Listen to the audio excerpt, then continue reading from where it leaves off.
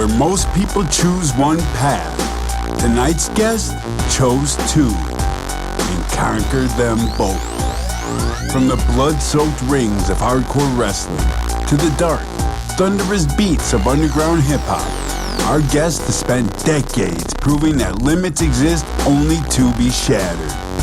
As a rapper, producer, and professional wrestler, he has left his mark across America, Japan, and Europe, building a legacy fueled by grit, pain, and unbreakable will.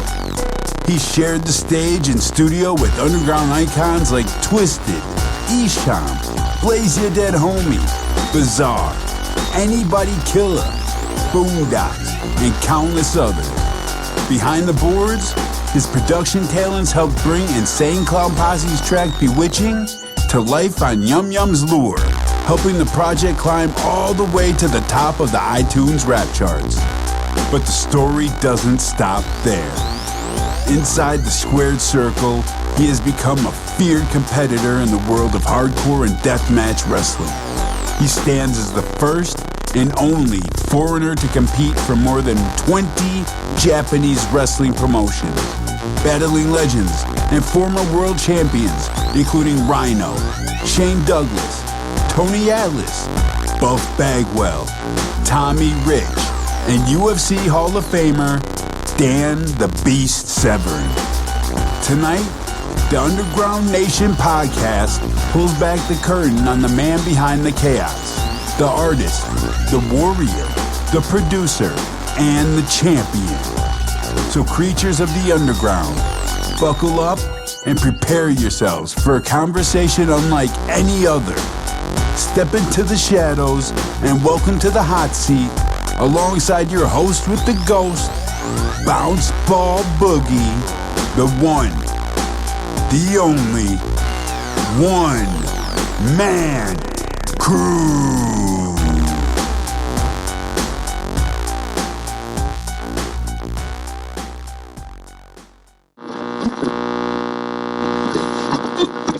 Welcome back to the Underground Nation podcast. Your host with the ghost, the Bounce Ball Boogie. Today, we're diving deep into the world of an artist who refuses to quit, who's been breaking boundaries across music and wrestling. He's a rapper, producer, professional wrestler, a man who lives and breathes intensity. From fusing horrorcore and hardcore hip-hop with raw realism to produce for Insane Clown Posse, and building an international wrestling career in Japan, Europe, and the US, he is truly a one-man army. You've seen him in the ring, you've heard him in your speakers, and today, you're gonna hear his story. So please, walk into the hot seat of the Underground Nation podcast, the one they call One Man Kru. Thank you, man. That was an awesome intro. Well, you're an awesome individual, and you deserved way more than that. So thank you for taking the time to speak with us today. My pleasure, bro. Yeah, so freaking lovely. It's awesome to have you. So let's start with the name, One Man Kru. What does it symbolize about your drive and your approach to art? So One Man Kru, Kru, KRU, is an acronym for Keep Rising Up. Keep Rising Up. Oh, I didn't know that. Yeah, Keep Rising Up. It is, yeah. And then I got that name, actually, One Man Kru, from listening to Too Short, because on all his old records, it'd be like, I'm a one-man crew, and his raps. So I was like, that'd be a dope rap name. And then I just basically just used it in wrestling too. I had other names and gimmicks before that, but I was like, you know what, might as well just like cross promote and use this name for both of them. Yeah. So one man keeps rising up. Yeah. Just trying to do my best to make it, man. Put it together. We put it together, Underground Nation. One man keeps rising up. And that man stands before you today. Yes, sir. You blended horrorcore, hardcore hip-hop, and raw street realism. What drew you to that mix, and how did you keep it authentic? Or how do you keep it authentic? It was a work in progress for many years, decades even, but Decades? Wait. Yeah. I started rapping just by myself, like in private, when I was like 14 years old, 13 years old. I would sit in my dad's car and just rap to myself, you know, and I wouldn't let nobody know I was doing it. My secrets. You can't. Yeah, because I sucked and I didn't want nobody hearing it. So And this is like 1996. And for, I don't know, maybe 5 years, I did that, just rap to myself. Sometimes I'd do it in the shower. Sometimes I'd do it while I was driving, you know, when I was old enough to drive. And finally, 2002, I recorded my first little demo recording, and it sucked. And then I made like a tape, and it sucked. So thank God those are no longer in existence. I mean, they probably are somewhere, but thank God they were never released because they were horrible. But it took a long time to get to the point that I'm at now with it. And, you know, when I first started, I was just rapping a bunch of gibberish, you know, just throwing stuff together because I didn't know what the hell I was doing. Then over time, I learned how to tell stories, and I was doing horrorcore stuff because I had a friend. His rap name is Suburban Corpse. Suburban Corpse? Yeah. Why does that sound familiar? He's been around, man. And he's on some of my stuff. I put him on every once in a while. I put him on a track or two. And he does a lot of stuff behind the scenes for me that a lot of people don't know about. And he was in the music video that I did recently. He plays like a thug with a gun. And over time, man, I just kind of was like, hey, I'm going to step away from this juggalo rap shit because I don't want to be pigeonholed in that. And I'm going to just like, yeah, I want to do my own thing where like I'm making it on my own merits and I'm not trying to like cling to somebody else's fan base. Yeah, there's only so many ways you can decapitate a head. I get it. Yeah, pretty much. So I just started branching out, and at first I was doing like some Christian rap stuff, and then I realized, you know, this ain't really working for me. Yeah, I was like, this ain't really working for me. I'm not gonna do this anymore. So then I started just doing, was it making you happy? It did, but it just, you know, it wasn't getting over. Nobody liked it. Like nobody. I mean, some people did. This is when I lived in Alabama, so there's a lot of, that's like the Bible Doesn't Belt matter. there. As if you liked it. I liked it. It's just like, you know, nobody wants to be preached to. You know what I mean? So I was just like, well, if that was true, that genre wouldn't exist. That's true, but I mean, like on a massive scale, you know, if you're trying to market music to people, like, and that just wasn't me, you know, that's just not my style. So I just started. That type of music is really marketed to those who are in that transition phase where they're coming out of their darkness and stepping into the light, and they use that kind of music to motivate them to leave their evil ways behind. That's right. And the thing is most people aren't willing to do that. So yeah, there's a lot of people that are. But it sounds like you just need a good marketing guy, in my opinion. That's probably what happened there. And this was like almost 20 years ago when I was doing that. And then if you were 14 around 96, so according to my calculations, you'd be around 44 right now, yeah? You're a year older than me. Yeah, just a little bit. There's by a cunt hair there. A cunt hair. There's this world beneath the surface. A place where raw talent lives. Where voices go unheard. Until now. Welcome to Underground Nation, the home of the unheard, the stage for the next wave, the movement where artists, entrepreneurs, and creators rise from the shadows and take their place in the spotlight. Head over to underground-nation.com, download the app today, and step inside the experience.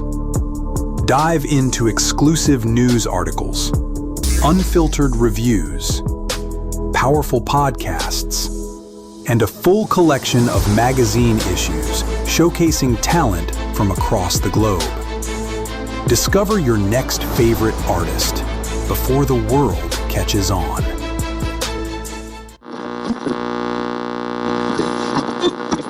So then I went to just, hey, I'm going to make my own full-length solo, because I was in a group I'm still in the group. It's like a side project of mine called Keepers of the Crypt. And we did 3 albums from 2005, 2006, 2007. And I was like, I'm going to do my first full-length solo album by myself as a one-man crew. And I tried not to cuss in it, but I just made like regular rap music. But I tried to have a positive message in it. And a lot of people liked it. A lot of people really liked it, but I was still developing. And it took a while for me to like really find my sound and like my style. And I made another album called it's called Legend of the Earth. And I had like Bizarre from D12 on a song on that, and Lil Wyte on a song, and Seed of Six. And then I was kind of that's why I was starting to make my own beats. Like I made my own beats for years, but I didn't like it. I didn't like the way my beats sounded.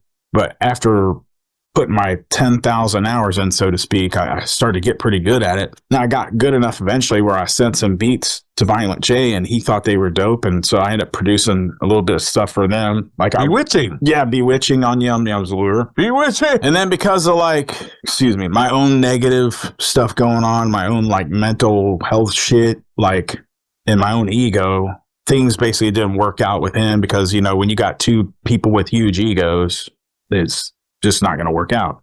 Were you one of the egos? I was, yeah, because I didn't tolerate anybody talking down to me. I didn't like that. I don't like anybody treating me like a jabroni. So I was like, fuck this guy. So I had a beef with him over the shit because he didn't like pay me or give me credit or nothing, and he didn't keep any of his promises to me.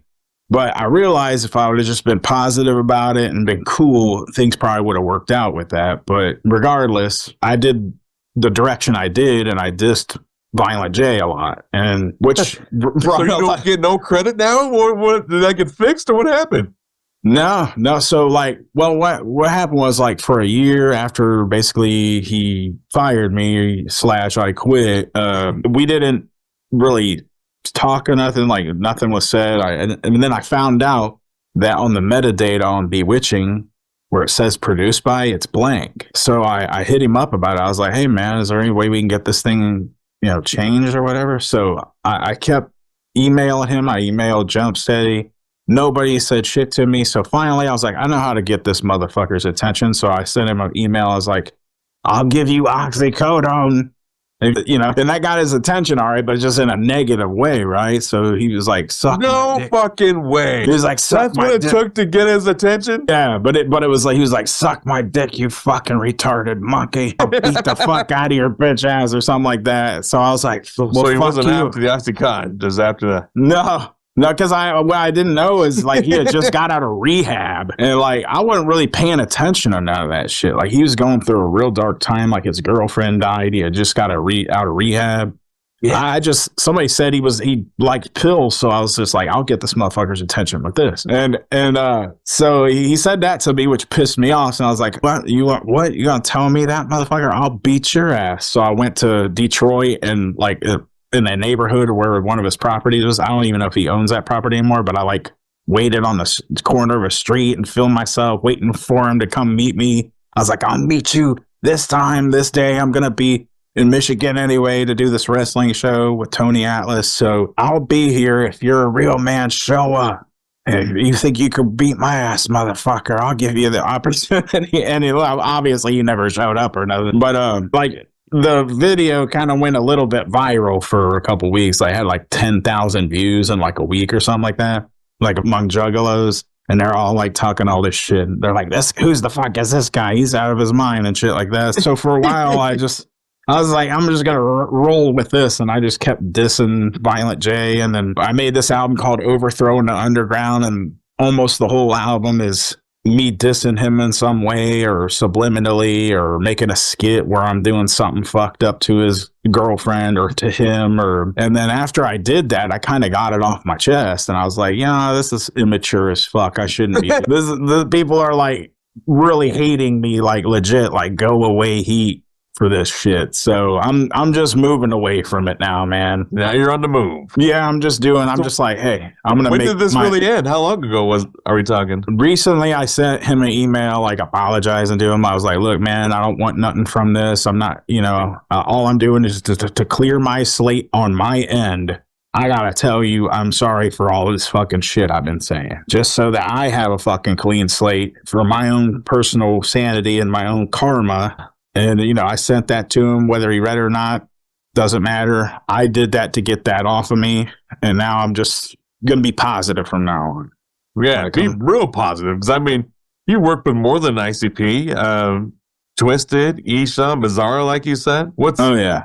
What's one lesson you learned or you've taken away from those collaborations? The truth is, man, it ain't really as big a deal as people think it is, you know? Why not? Because, like, all right, we all mark out for these guys, right? Because we're fans of their shit. But the truth is, they're not really that big. So when you do a collaboration with these guys, who are you going to market it to? Their fans. And their fans aren't going to give a fuck. So it's just like, you're not going to make your money back. For his long collaborations where I'm like, dude, that shit's dope. Like Red was one of them. Yeah. I mean, the music can be dope. I mean, but the thing is, it's like, they're always going to look at it like, oh, yeah, you just paid to get this guy on your shit so you can market it to me. And, you know, that's all they're going to look at it. Like, they don't have respect for that. Most of them. They're just like, oh, and most of them, they're like jealous because they're like, oh, I wish I could do a song with this motherfucker. And because I don't know what it is with like juggalos, but they all think they can rap.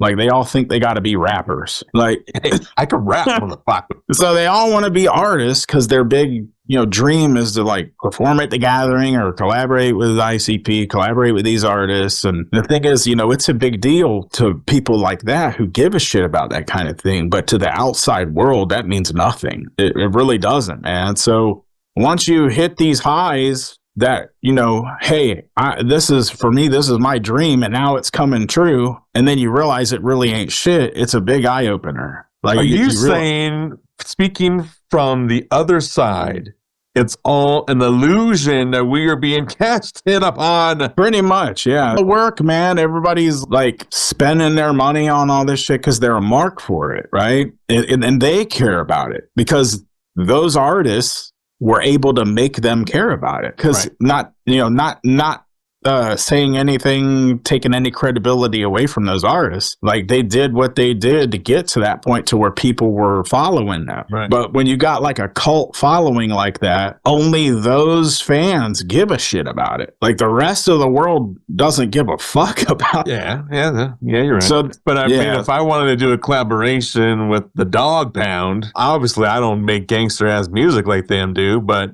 now I'm introducing myself to a whole other fan base. Yeah, that's right. And that's basically the best thing if you want to collaborate with artists and stuff, is to hit different demographics and not just stick to just one. Like, oh, I'm going to market myself to this demographic. And you're staying in this bubble where only these core people would even give a shit about it. And the truth is, most of them don't. I'm going to market some stuff here, and you spread out your portfolio, so to speak. You have a better chance of making money and being successful because you're reaching other demographics instead of just putting all your eggs in one basket. Your advice is to diversify. Yes. Good.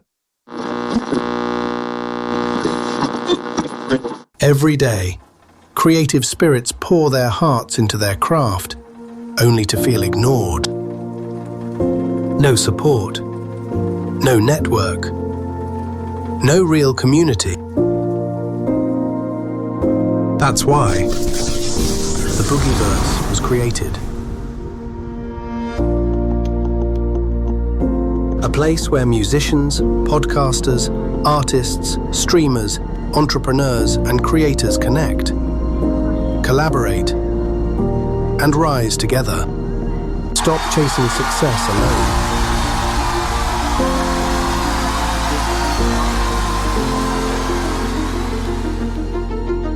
alone. Join the Boogieverse Discord today, where creative spirits build each other up to greatness.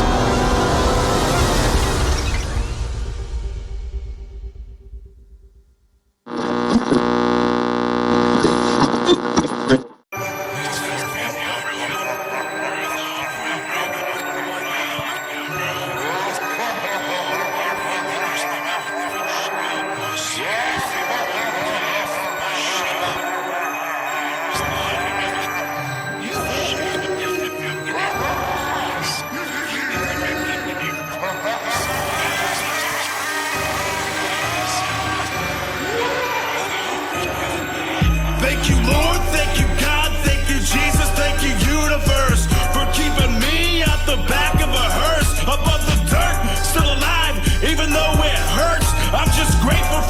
blessings, I know it could be worse. Thank you, Lord, thank you, God, thank you, Jesus, thank you, universe, for keeping me out the back of a hearse, above the dirt, still alive, even though it hurts. I'm just grateful for my blessings, I know it could be worse. There's a reason I believe in God, I'm still alive, even though I've been through it all, I still survive. I've been blessed with everything I ever asked for.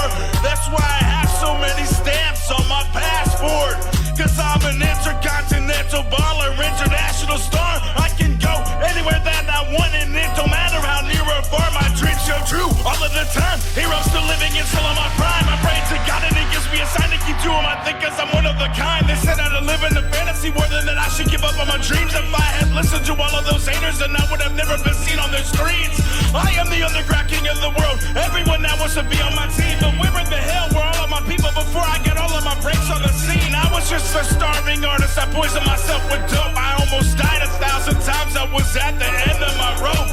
I never gave up hope. I'm thankful I finally made it. It's because of my faith in God that he made me one of the greatest. Thank you, Lord. Thank you, God. Thank you, Jesus. Thank you, universe, for keeping me out the back of a hearse, above the dirt, still alive, even though it hurts. I'm just grateful for my blessings. I know it could be worse. Thank you, Lord. Thank you, God. Thank you, Jesus. Thank you, universe, for keeping me out the back of a hearse, above the dirt, still alive, even though it hurts. I'm just grateful for my blessings. I know it could be worse.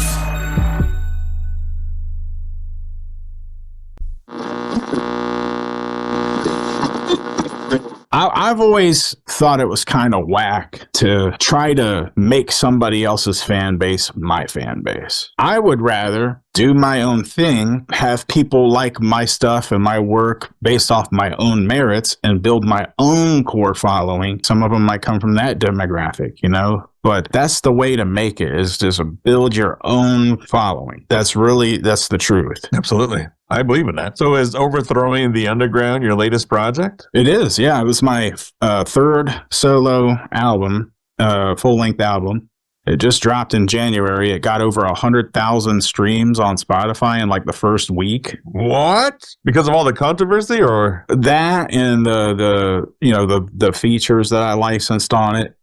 And it just, I don't know, it just, maybe because it's like the best work I've done, something happened there where it's like I did not pay for anything. I just pitched to playlisters, which cost nothing. The only thing I paid for was the licenses for the verses, and that's it. And I produced it all myself. I mixed it all myself. I did everything all by myself. And then suddenly, just out of nowhere, boom, I had like 100,000 streams. I was like, holy shit, that's never happened before. Nice. Well, congratulations. Thank you, brother. I appreciate it. But then, how'd you find playlisters to pitch to? Well, there's lists of them.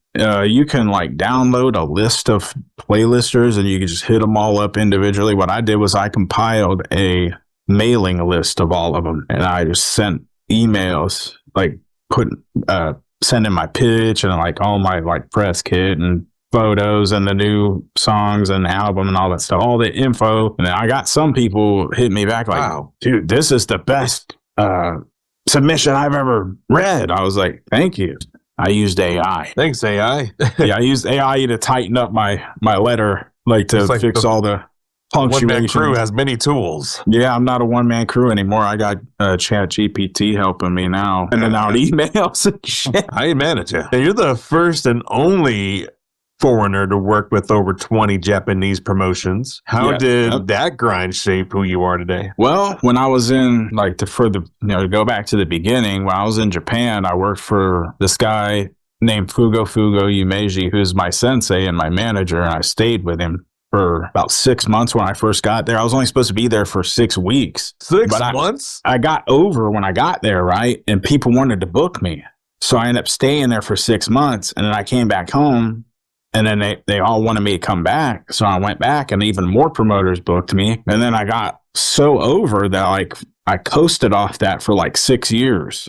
I still got... Wait, 6 weeks went to 6 months to 6 years? Yep. Yeah, it was pretty wild. It was fun, too. I really loved it. I loved Japan. What made it end? Or why are you here right now? You should be over there being a Japanese all-star. Well, I got hurt.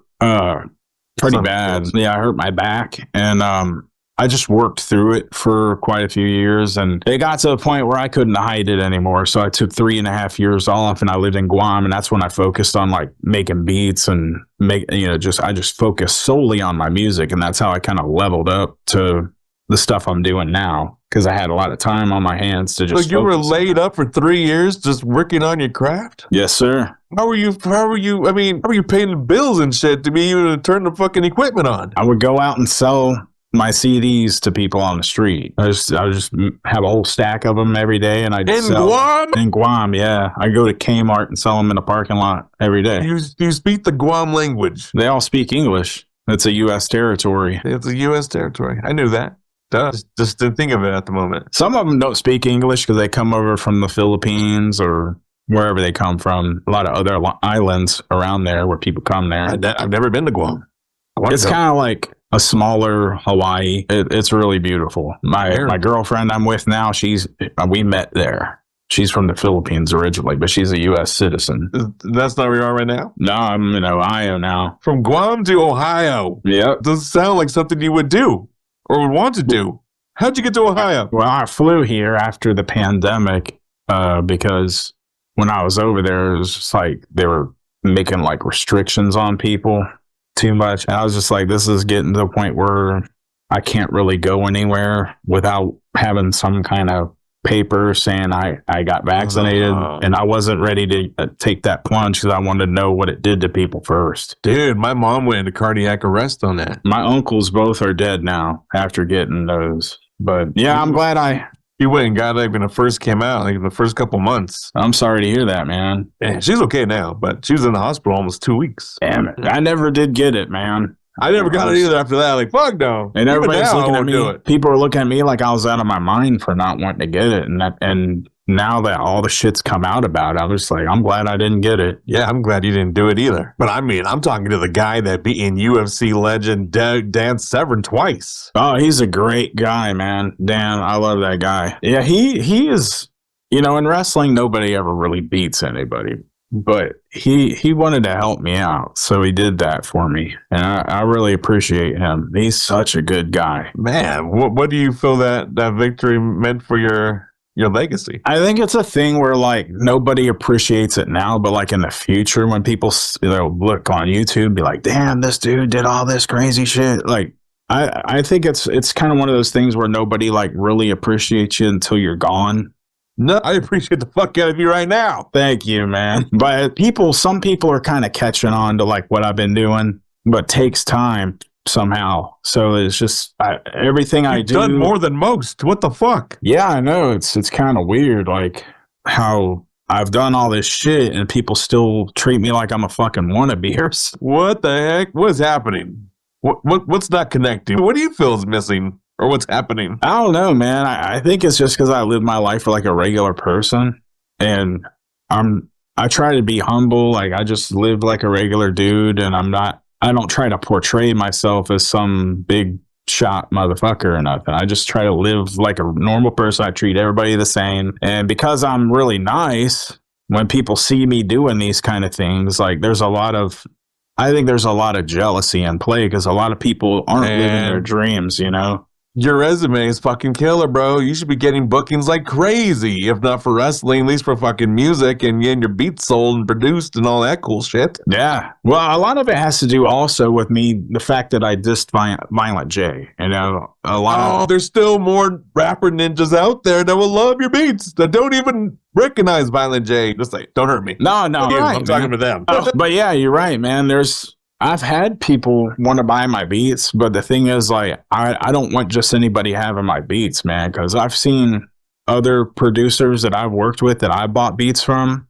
Yeah. I've seen how they'll just sell to just anybody, and then the person that buys their beat will just make some like garbage ass shit over it. And I was like, man, I don't want nobody doing that shit with my beats. Because your name's on it? Yeah, because it's like an endorsement. And there's a lot of artists that won't do a collaboration with just anybody because of that too. Some of them don't care. They'll just say, hey, I'm money grabbing. Hey, if you'll pay me, I'll do it. I'm not like that. I'm just like, hey, your shit has to be good for me to even want to work with you. Hey, you got to take an application to work with One Man Kru. Hold up, man. I don't want to hurt nobody's feelings, man, you know, because I get a lot of people like that really want to work with me or either me rap with them and I try not to hurt their feelings. I try to be encouraging to them, like, hey, you're professional as possible. Oh, yeah. I'll be like, you're not quite there yet, man, but just keep working on it. You'll get there type thing, you know?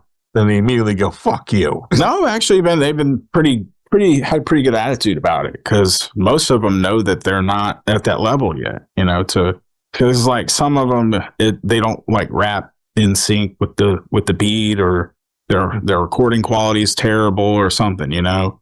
That's actually a new wave of what rappers are not on beat anymore. That's what all the cool kids are doing. I don't know, man. Anything cool about that? Oh, man.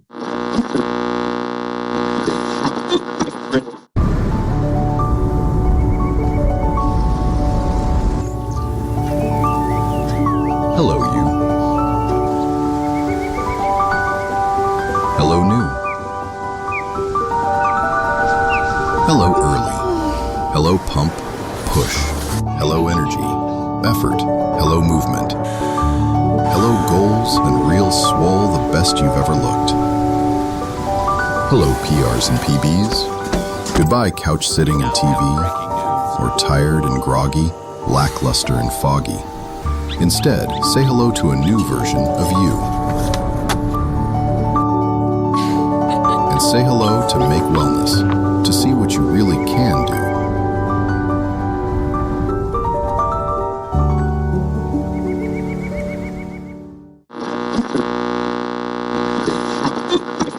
We've entered this age of consumer performers, and it's easy to get lost in the shuffle of that because everybody thinks they got to be a performer, an artist, or some form of entertainer. So then like you get the real entertainers. They're like, well, how am I supposed to eat when all these other motherfuckers are doing all this shit for free, you know? Yeah, what the freak? So what do you feel from your experience is more difficult? Getting the crowd to feel your music or to react to your performance in the ring? Well, the ring, the wrestling thing, that's easy. You're either a babyface or a heel. If you're a babyface, your job is to get sympathy and get people behind you. But if you're the heel, your job is to piss people off and get these people to want to get behind the baby face. So there's a science to it. It's very easy. Like working people is like my forte. So the wrestling shit comes easy to me. I might not be as good as I used to be as far as in the ring, like doing all this crazy shit, but I still can tell a story and get heat and get over and do what I need to do to sell tickets and put asses in seats. That's easy to do. But with the music thing, there's such an oversaturation of so many people doing the same thing. You got to kind of I've found in my experience that I've had to find a way to circumnavigate that and find my own little thing that separates me from other people. And I think that thing is my skits and my beats. Do you feel that you are now building up your following? I am, yeah. I had before that new album dropped, I had 30 something followers on Spotify. Now I've got 500 and something. Yeah. One message you want your fans to carry with them after experiencing your art? Well, I would just say just enjoy life. And do what makes you think you're going to be happy. Like if you have dreams and you have goals, go for them. Don't let nobody stop you. Because life's too short to wait until it's too late. And then you look back on your life and be like, man, I could have done this and I could have done that. I wasted my life. I don't want to be that. So that's what I'm trying to do with my life. I'm just trying to be like, okay, I'm going to go for this and this and this. A lot of people will say my problem is I immerse myself in too many avenues. Like I'm doing acting, I'm doing wrestling, I'm doing music. I like to do it all. And you never know. Sometimes you might find out you're really good at something. For example, I'm doing this play at my local community theater. My grandpa used to do plays there all the time. I just discovered that I'm really good at acting. I was cast as Clifford Anderson in a production of Death Trap. And I had done a little bit of extra work and bit parts for movies and TV shows. And I, acted in my own music videos and voice acted in my skits and my my music, my albums and stuff. But like stage acting is a totally different ball game, and it's very challenging. And I found that I'm actually really good at it. So sometimes if you take a gamble on yourself and you try something new that you haven't done before, you might find that you're pretty good at it. Is there some kind of strategy to mesmerize your lines? One of the easiest ways that I've memorized my lines is I'll listen to another production of the play and I'll read the script along with it. And sometimes in those other productions, like on YouTube, I'll play one. There are different ones, like there's probably like 4 or 5 of them. I'll read along with it and I'll find what that actor said differently than is in the script. And then I'll see, okay, is what he said better said that way than in the script? And if it is, I'll say it this guy's way. And then once I find the right production of it on YouTube, I'll just listen to it all the time. And usually, you know how like you watch a movie, like, is there a movie that you watched 100 times that you just love? Yeah. And then you every time you watch it, you can probably verbatim recite it, right? Yeah. And that's how I am with the movie Predator. Magic Ninja. Yeah, there is that one too. Yep, Big Money Hustlers. So that's kind of how it is. I'll just listen to it or watch it, and then over and over again. And I might do just one little part there, like maybe the first half of one scene, and I'll play it over and over again until I've memorized it. Then I'll play the next half of that scene and over until I memorize that. And then I'll go to the next scene, play half of that. And if there's a part where I'm really fuzzy on, I'll take that one little section and just play it over and over until I got it memorized. It's kind of cheating, but it's how I do it. It's a good way to do it. Oh, yeah. Why those actors make all the big bucks. Yeah, man, it's a challenge. It really is. And then it's not just memorizing and reciting it. It's also yourself into that character. Putting yourself into the character. It's where you're going to be, what you're going to do, how you're going to emote, how you're going to react when other people are saying their dialogue. And sometimes you might have to do certain things in order for what you're going to say next to even make sense.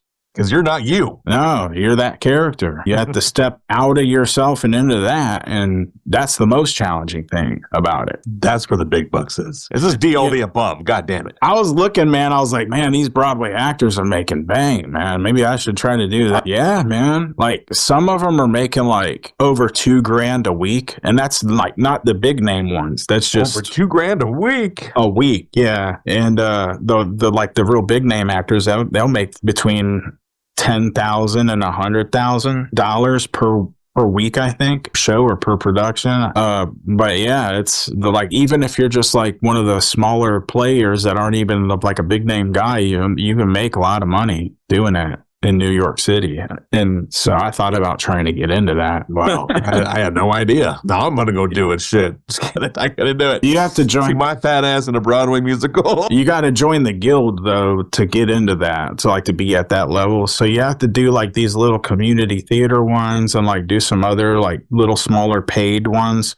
And then you can join this guild. I forgot the name of it, but once you join our that, secret society. Yeah, basically. And then once you get into that, then you can go audition for Broadway, or they may even just offer you the work. That's really cool. Well, good luck. Is that something that you decided to go full throttle into? It's something that if this, we're into the dress rehearsal phase of it. Like the show opens on October 17th. We've got 7 shows. If that show goes well and I get good reviews, then I'm going to pursue it. There you go. Well, if it goes well, are you going to live stream this performance? I'm not going to live stream it, but it will be on video, and I'll probably put it on my YouTube channel eventually. That's really cool. So, being a wrestler, you're already showing your acting skills there. Now you just put it into another light. That has helped tremendously, actually, because a lot of stuff in acting is actually almost the same in wrestling. For example, in wrestling, when you're doing a filmed wrestling show or a TV wrestling show, the main camera looking at you, right? Well, on stage, it's don't ever turn your back on the audience. So there's some parallels there that's helped me be able to acclimate to this. And there's a couple other ones too, but then where the physical stuff happens, like the little fights and scuffles and stuff on stage, the wrestling shit has really helped with that. I bet. That's really cool. Thank you, bro. I cannot wait to freaking see it. when it comes out. Yeah, man, I can't wait for you to see it. Hopefully, I don't stink it up. Everything you've been sharing with us, man.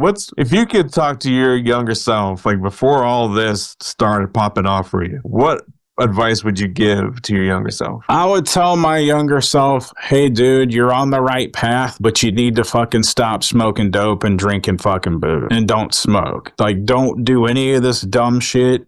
Focus on your body, focus on your goals, work harder, go make money, save your money, and go forth into the world and fucking get your goddamn dream. No boats and hoes? There was a lot of that along the way, but stay off the boats and away from the hose. But the idea is just like avoid these situations where you're gonna take one step forward and two steps backward. Yeah. You can always have fun. There's always time for that. But like when you're getting fucking stoned and drunk like on a daily basis, like I was in my 20s and 30s, yeah, it's not good. Like I could have made it a lot farther if I would have stayed sober and clean. This summer, it's all about how you show up. Clean, bold, confident, every angle, built to stand out. Two-piece energy, made to turn heads. Details that hit, front to back. One piece, two piece, up to 5X. Made for real bodies, real confidence. No distractions, no extras. Just the look and how it makes you feel. Only $34.99. Step into your moment. Make a splash. Own the pool. Man, are you saying that you've lost opportunities because of it? I've lost opportunities just because of my own stupidity, man. Just my own, like, either my ego or my irresponsibility, or just not being a professional, not conducting myself like a professional. And now that I'm older and more mature, I'm 42 years old, and it's like now I'm getting these opportunities, but it's like kind of come too late, you know what I mean? But at the same time, I feel like the timing is actually perfect because I wasn't mature enough to handle this stuff back then. Yeah. Like to get this, like, for example, to be in this play, I wasn't mature enough to do it, but I did it and I got over, and I end up, screwing it up a little bit, just being a dumbass. But I mean, I rebuild some of those relationships, and if I want to go back over there, I still can. But mostly, man, like drugs and alcohol stunted my maturity. And it wasn't until I got off that shit that I started to grow as a person to be who I am today, to be able to handle these opportunities and make the most of them. Did you get off of these substances on your own, or do you seek help? No, I got off on my own. I just stopped doing them. I met somebody who made me really care about myself. The sensei. Like, yeah, so I just stopped doing it. I still have like bad habits now, like this. The hell is that? It's Zen. It's like a nicotine salt. But I don't smoke. I used to smoke cigars, man. Those were expensive. It was like an expensive habit. I was spending like $30, $40, $50 a day on like fine cigars. Wow. And they got cigar. They were. Like I used to smoke Cuban cigars, and I thought those things are illegal. They are. Yeah, but the countries I smoked them in, it was legal. So oh, wow. Why are they illegal? Why? We have a trade sanction on Cuba. So we're not allowed to import anything from them. That's why. It's nothing to do with the ingredients or anything. Like, it's the same shit, like Honduran grown tobacco. It's the same quality. They take the seeds from Cuba and they grow them in Honduras, and they make cigars with it. It's basically the same thing, smoking the same shit. It's just because they're from Cuba, they're illegal. That's what makes them fun to smoke. Damn it, Cuba, ruining the Americans. It's true. Look at my parents in the 80s. Gone. Or was it 70s? It was 70s? Anyway, I wasn't there. All I know is they were gone. And I am the result of it. Yeah, parents were pretty wild when they were young. Wild. Trying to tell me to get it together. Like, hold on, lady. I remember what you were doing when I was 3. Stepping out 3 in the morning. I remember. I think I don't. Yeah. Kids don't forget shit. Yeah. I had a pretty good memory when I was a kid until I got hit in the head too many times. You willingly got hit in the head. Willingly. Yeah. And unwillingly. Sometimes people would just go into business for themselves. on me or take liberties or whatever. And earlier in my career, but that's why I didn't really know what I was doing. I was green, as they say in the business. Like when you're green, you're still not really knowing. I mean, you know how to do what you got to do, but you don't really know like how to make it work. You don't really know how everything works, like the ins and outs of everything. And then over time, you start to figure it out, and you're like, oh shit, I've been doing it wrong all this time. Oh, that guy was beating my ass because I was fucking up. That's why he did that. And you start to realize. Oh, he's like really beating my ass. Yeah, definitely. I'm not prepared to be a pro wrestler. Not a lot of people are. But yeah, you know, so many people want to do it nowadays. And when I first got into it, man, they wouldn't let just anybody do it. They were really protective of the business. But now, man, you can just buy boots and tights on the internet and show up to a show and call yourself a wrestler. What's good, y'all? I got my own music and everything. I do produce my own entrance music. But I thought you were done wrestling. What makes you think that? You said you were hurt. And you're doing acting now, and you're not done wrestling? No, I still wrestle, man. In fact, I use my real life, like, troubles with my body to tell the story that I'm retiring just to fake people out and work them into thinking I'm retiring so I could tell them to go fuck themselves. I did that recently. I showed up to this show in Indianapolis, and everybody thought I was making my retirement speech, and I was like, pretend I was using my acting shit. I was pretending I was crying. I was like, you guys, suck my fucking dick. You all thought I was retiring. You're out of your goddamn mind. I just thought you were fucking retiring. No, dude. I probably should retire. I mean, I've been wanting to because my body's fucked. But there's something in me that's just like, man, it might as well just run it into the ground. Fuck it. What do you mean your body's fucked? Why do you say that? I got 4 bulging discs, spinal stenosis, a torn labrum in my hip, a torn meniscus in my knee. I've got neurological problems. I've got like heart issues and lung issues. So you're in pain right now. Yeah. Yeah, I take pretty strong painkillers, man. And but I mean, I still do what I got to do, man. Is this how wrestlers get stuck on pain meds so often? Like you saw on Dark Side of the Ring? Yes. But the difference is between how I take it and they take it is they abused it, and I actually take it. They'll snort it, or they'll fucking shoot it, or they'll boof it, or they'll do whatever with it, and they take too much of it. Me, I actually have some left over at the end of the month, like every month. Plus, you said you had a spouse that's helping you. Yeah. Go spouse. Yeah. She'll kick your ass and start doing too much. Yeah, she gets you right in the balls. Take the One Man Kru and his homeboy down. No, she's like, you won't even dare get back up. Yeah. She's a very private person, but there she is. Yeah, she's very, very sweet when she's not pissed off at me. Well, good. Don't do everything you can to not make her pissed off at you. Yeah, I try not to, but it's hard. It's really hard. We're not married. Oh, okay. I'm working on getting richer, more wealthy. Because the way I look at it, I'm already rich. Like, have that mindset. I'm already rich. I'm already wealthy. I'm already gifted. Then you attract more and more and more. And I'm thankful for what I have, because I do have a lot. And being thankful for what you have, it like opens this portal to receive more. It's crazy how it works. It's kind of like the law of attraction or something. Do you feel that portal now blessing you with those opportunities right now? I do, yeah, man. And once I put myself in that positive mind frame, like I was telling you about, like I had to change the way I thought, man, I get all kind of crazy. Like right now I'm doing this podcast. That just came out of nowhere, thanks to Siren, for hooking that up. Who, by the way, I adore her. She is an amazing person, amazing lady, amazing artist. She's such a great person. Shout out to Siren. Whoop, whoop. Yeah. I'd take a bullet for that chick. Really? Yeah, I would. Yeah, have y'all made a song together, or possibly going to? We've talked about it. Well, y'all should. I love that chick. I do. I love that that girl. She is so awesome. Like, she's incredible.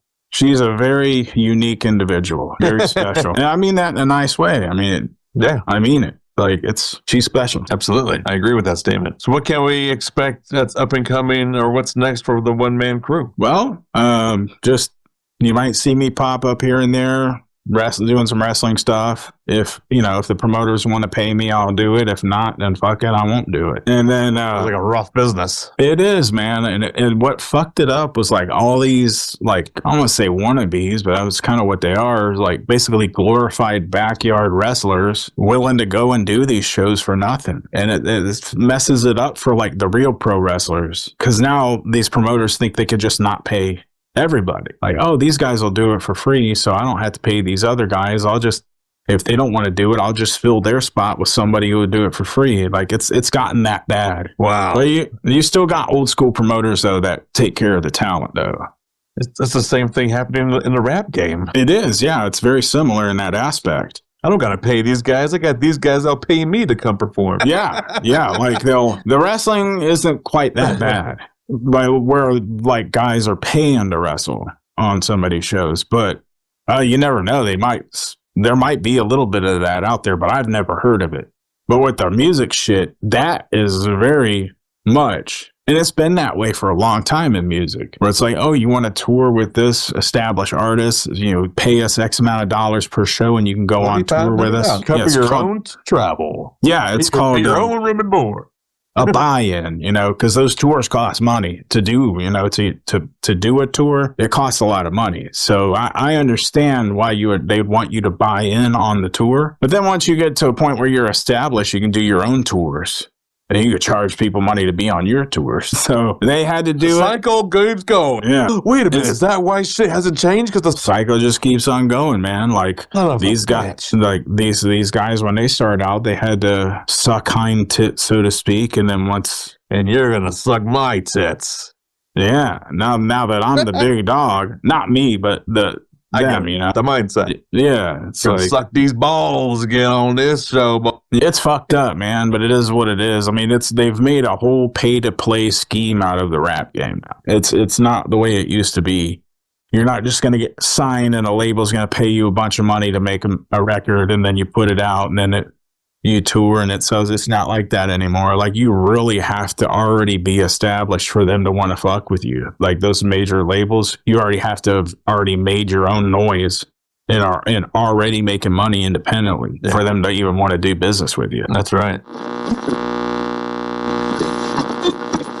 Some artists wait to be discovered.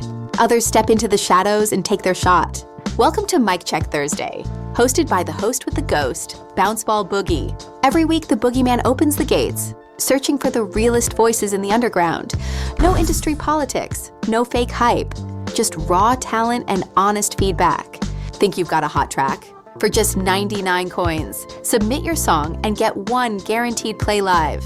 Get reviewed by Bounceball Boogie and the full panel of creatures from the Boogieverse. And if your sound hits different, you might earn something most artists never get: a personal invitation to a spotlight interview on the official Underground Nation podcast. This isn't a contest. This is a gateway to exposure, to community, to your next level. Join us live for Mic Check Thursday.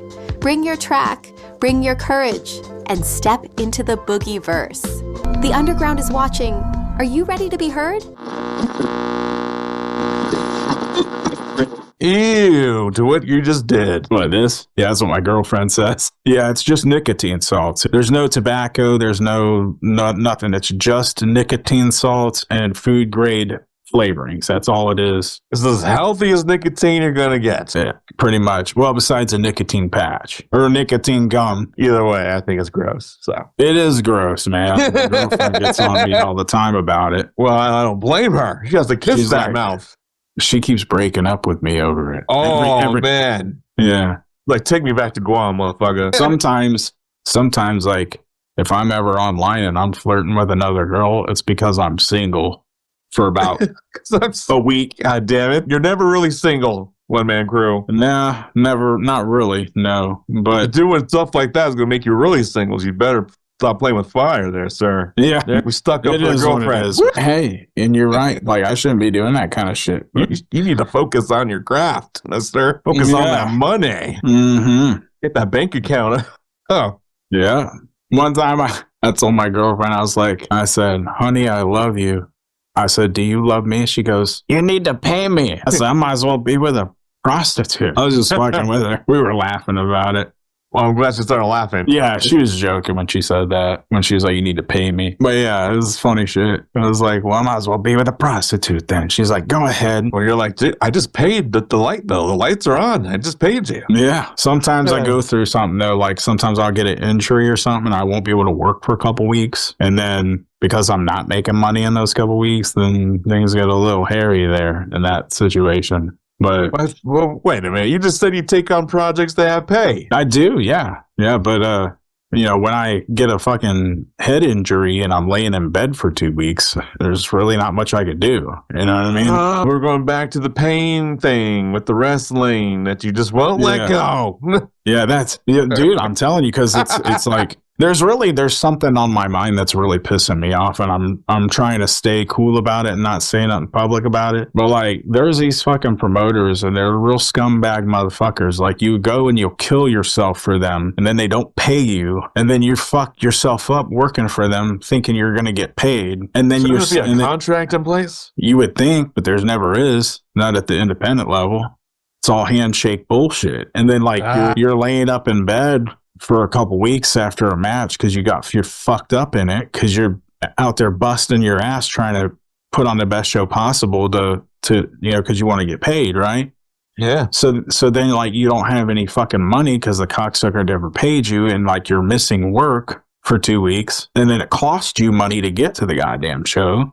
Like to drive an hour to the airport and fucking pay for parking for 2 days, and then all your amenities and food and shit that you're paying for. Then you're expecting to make that back when you get paid plus extra, and then you don't, and it's just like, the fuck kind of bullshit is this? What kind of scam is this? Kind of scammy. Yeah, so that's kind of like, that's been going on in my life right now, and a lot of my friends who are wrestlers' life, and it's like really damaging to our personal lives. You know what I mean? So I just want to throw that out there for any wrestling promoters. If you're fucking booking wrestlers, you need to pay them, because we're fucking risking our neck, our life, and our livelihood, and our relationships for you, Man, I can't believe this is happening. You need to get some agreements in place. Like, I ain't showing up till you sign this, Mr. Promoter. Yeah, well, you'd think you could just do that, right? Well, you tell them, hey, I'm not going to show up unless you pay me up front or pay me what you owe me. They replace. They'll just cancel you and book somebody else. Damn. That's how fucked up it is. Is this everywhere or just America? It sure as hell don't happen in Japan. I can tell you that right now. It's never happened to me ever in Japan. Every promoter I ever worked for in Japan has paid me promptly, either the day of the show or a couple, 2-3 days later at another show. Hey, this is your pay from the show you did a couple days ago for me. Here's your pay for today's show. Boom. And I've never not gotten paid from a Japanese promoter ever. Dang. So you're going back to Japan? Eventually I will be going back to Japan. That's 100%. I could hear it by the way you talked. Like, yep, Japan. I got the shit together. I could go hurt people, get paid for it. Don't have to deal with these phony ass, pussy ass American promoters. Yeah, they're on some shit, man. Promoters have always been a dick, even on the music side. But here, also on the wrestling side, what other side could they be dicks at that I don't even know about? If it's any form of entertainment, any fucking maestro impress a motherfucker is gonna be a dick if they're successful. Dick. It's just part of the business. Got to be a dick to be successful. Yeah. Otherwise, if you're too nice, you won't make any money if you're promoting shit. How evil. What an evil line to walk. But there's a flip side to it, too, because there's wrestlers who try to work those promoters out of extra shit, extra money. Like, hey, you only paid me this much, but I think you should pay me this because of this, this, and this. So it's always a never-ending struggle of, hey, I want this much, but I'm only going to give you this much. You know what I mean? And that's in all forms of entertainment. Man, we need a third-party negotiator. We need a fucking union in wrestling. A union? A union? A wrestling union? It'll never happen. Entertainment union? Yeah. Yeah. Actually, wrestling could fall under a different union, like a theater union, a screen acting union. It could, because it's the same shit. It's acting. It's on camera, or it's on a stage, like the ring is the stage. It's basically theater in the round with stunts. And you can even go into a stunt union. Like, there are so many things that you could categorize pro wrestling in, because there's so much that goes into it. Then why haven't they? You can't get anybody on the same page, Because you got some guys who are comfortable. Oh yeah, I'm one of the big dogs. I'm making the big bucks. I'm comfortable with my spot. I don't want to lose my favor with these promoters or this promoter or put my position in jeopardy, so I'm not going to go along with that. Yeah. That's why. It's all about some bitch-ass money. It is. Sounds like they're no better than politicians. It is politics.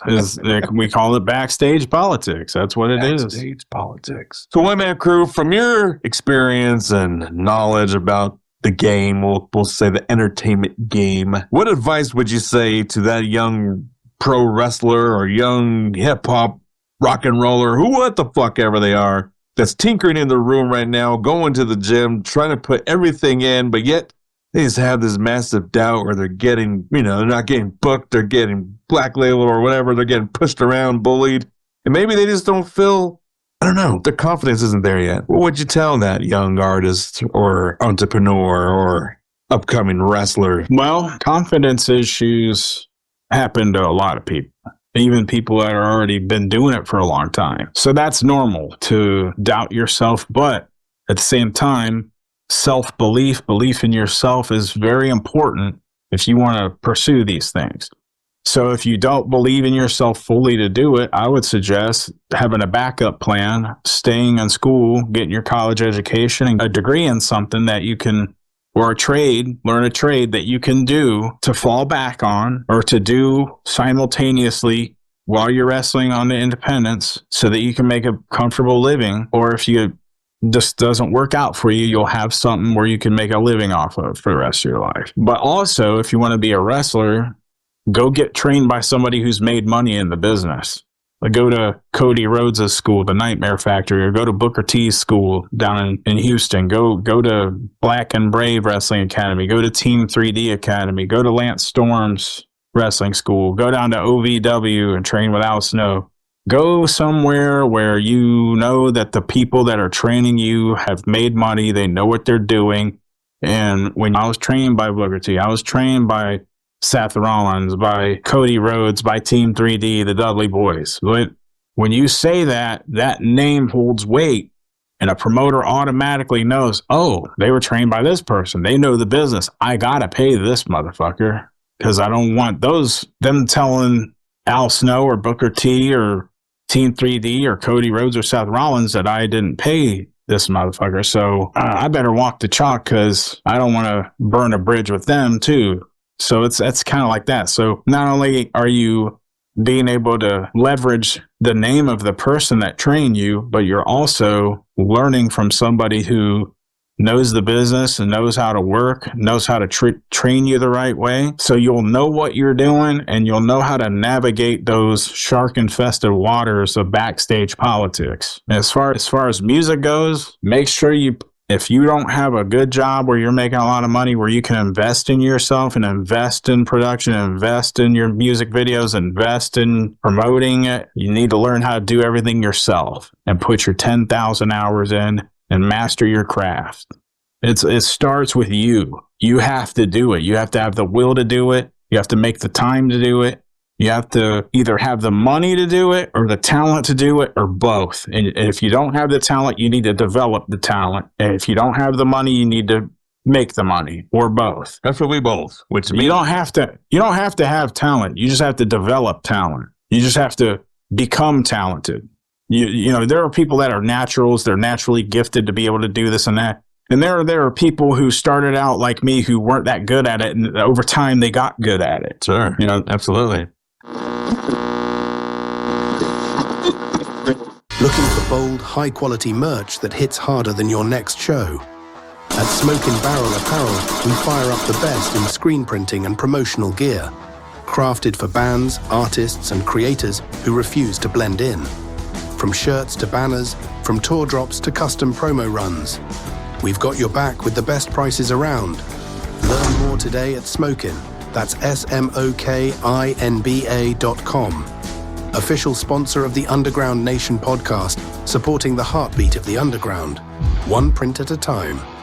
Contact Ryan Chavez for more information. Smokin' Barrel Apparel, where your brand meets the barrel. I had a good friend. We were doing sales together for the insurance industry, and I still do insurance. But she went to CCW and trained with Gangrel. Awesome. Yeah, that's another one. Gangrel. He's a really good one to learn from. And now she's blowing the fuck up. Nikki Blackheart. Awesome. Yeah, that's very, very great to hear. Gangrel's a great guy. I've met him, hang out with him backstage. A really nice guy.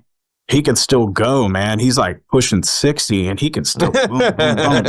That guy's amazing. Yeah, it's pretty wild. Almost 60. I didn't know that. Yeah, man. He's been around for a while now. The vampire. The Brood. I remember the Brood. That's a hell of a gimmick. I really loved it. Yeah, me too. Well, One Man Kru, any shout outs, thank yous, or anything we forgot to promote, please take this time to shout out to everybody who's ever supported me, who's ever bought a CD or a download or streamed anything I've done, who's ever subscribed to my social medias, my YouTube channels, everybody who's helped me along the way in my journey. I really appreciate everybody's support, and I live my life every day being grateful for that support. So thank you. Awesome, man. What a journey. One Man Kru, thank you for blessing the Underground Nation podcast with your story, your grind, and your wisdom. From the underground stages to Japanese rings, from producing chart-topping tracks to defending world championships, you've shown us what it means to truly never quit. Hey, before we go, I want to tell a funny story when I was in Japan. Go ahead. All right, so I was staying with my sensei. I've told this story before on other podcasts, but it's so fucking funny. So I was in my sensei's office, and I was sitting on the floor reading a book, and we were talking about this guy named Nakamura who ran a promotion called 01, who neither one of us liked because he was like talking shit about me for being fat. Well, over there in Japan, fat is money, right? So they tried to keep me fat because I was losing weight because they wanted me to be fat because like for some reason in their culture, if you're fat, you're rich or something. So this guy Nakamura, him and my sensei used to work in the 01 office together before he ran 01. Shinya Hashimoto ran 01 before. So they'd work together in the office, and my sensei had asthma, so he hated him because he'd always blow cigarette smoke in his direction and put his feet on my desk. And then one time my sensei, when Nakamura took over 01, he had asked Nakamura, hey, is it okay if I run my own show outside of 01 just to see how it does? I just want to see if I can do it. And he was like, yeah, sure, go ahead. So he booked Yoshiaki Fujiwara against himself in the main event, and they drew like a $10,000 gate. Well, he brought that 10 grand back to Nakamura, and he gave it to him as a sign of loyalty. And Nakamura gave him back $200 for wrestling on the show, on his own fucking show that he ran. So when he told me that, I said, wow, what a cocksucker. And he goes, cocksucker? You know cocksucker-san? I said, son, what are you talking about? And he showed me this karate magazine. It's called Full Contact Karate Magazine. And inside the cover of it, the editor's name is Mr. Kakusaka. So, yeah, so like Kakusaka and are phonetically pronounced exactly the same in Japanese, but their phonetic system's like ha, he, hu, hey, ho, ka, kiko. It's not like A, B, C, D. So, yeah, so I was like, Kakusaka-san, and I read it, and I was like laughing my ass off, and then I told him what I actually said and what it means, and we were both laughing for like 20 minutes, and then he goes, how's spelling? And so I wrote it down for him, Cocksucker. And he took the paper and he put a piece of tape on it. He taped it on the wall above his computer monitor at his desk. And he says, I study English. Cocksucker. Yeah, this is funny. So he told all of his friends that story, like other wrestlers and stuff. And so now when I go back to, every time I go back to Japan, like Ricky Fuji, be like, hey, one man. Cocksucker. Yeah, other wrestlers, they walk around, and it's funny as fuck.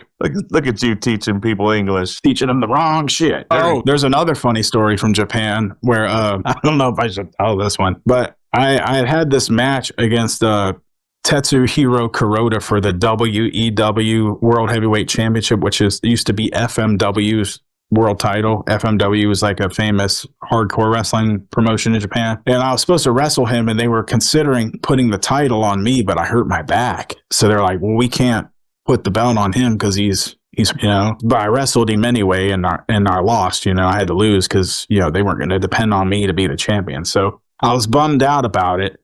And my sponsor, Mr. Kunihiro, he took me and my sensei to this restaurant in Shinjuku. It was like, I think it's called Gusan Chome or something like that. It's like the gay part of Shibuya, right? So we're like eating in this restaurant, and then like I'm sitting there and I'm drinking beers and stuff, and we're done eating, and he takes me out of this restaurant. He grabs me by my hand, and he says, tonight we go to Otsuka. And so we're walking on our way to take a taxi, and he's like, no Viagra, okay? You know, he's holding my hand saying this shit in the gay part of Tokyo. He's like, do you pray asshole sex? Do you like bro job? I was like, I don't know about no bro job. So anyway, we get in this taxi, and we go to Otsuka, and he takes me to this brothel, and he pays for these 2 hoes for me to bang. And I just sat there and talked to him most of the time. Like, I didn't want to do it. For me, it was just kind of weird. But anyway, after I got done out of there, I walked out of there, and there's Mr. Kunihiro standing there smoking a cigarette. He goes, 1 month tonight, you're 2-time champion. Because I banged 2 bitches. They say I'm 2-time champ. But you did it. Yeah, reluctantly I did it. You're like, no, I did it. Yeah, because he paid for it. So I was just like, whatever. Over there, it ain't no big deal. It's like normal part of their culture, I guess. But over here, it's different. They look down on you if you do that kind of shit. But over there, like, there's married men that do that all the time, and their wives are just like, whatever. At least I don't have to do it. Selling their wives? No. Their husbands will go bang these prostitutes, and they don't give a shit. Because they're just like, yeah, at least I don't have to fucking fuck this. Yeah, it's just like a normal part of their everyday life. Like, it's not like outright legal, but the cops don't give a shit. It's very interesting. It is, yeah. I mean, you're moving to Japan. But yeah, dude, it's a wild world over there. It's different. It's certainly different than over here. Man, sounds like quite the place to be. I need to go check out Japan. Yeah, it's a good place to go, especially if you're single. Especially if you're single. That I am not. I missed my single opportunity to go to Japan, I guess. I actually never had an opportunity ever. Never even thought about it. It's fun, man. Like, even if you don't do any of that shit, you know, it's a fun place to go. Me and my girlfriend went there last year for vacation a couple times, and we went to like Tokyo Disney, and we had fun. Tokyo Disney? Yeah. Jeez, I don't know nothing. Yeah, there's all kind of good shit to do out there, man. It's fun. It's very busy though. It's kind of like New York City. I wouldn't want to live in New York City, but I lived in Tokyo for a while. And I loved it. All these places you love and you left. Why did you ever leave? Just wasn't in the cards to stay. I get you. Well, whenever it comes up, One Man Kru, we support you here at the Underground Nation. Please share it our way. We're more than happy to share it out as much as we possibly can to help you out. Thank you, brother. I appreciate you guys. Absolutely. And everyone listening, make sure you like, follow, and subscribe to One Man Kru on all social platforms and streaming services. And while you're at it, support the Underground. Head over to underground-nation.com, and don't forget to search the Underground Nation podcast on your favorite podcast platform. Leave us a review, take a snapshot, and send it in to us for a shout out on a future episode. This is Bounce Ball Boogie, your host with the ghost. Until next time, keep the underground alive. Thank you, One Man Kru. My pleasure, bro.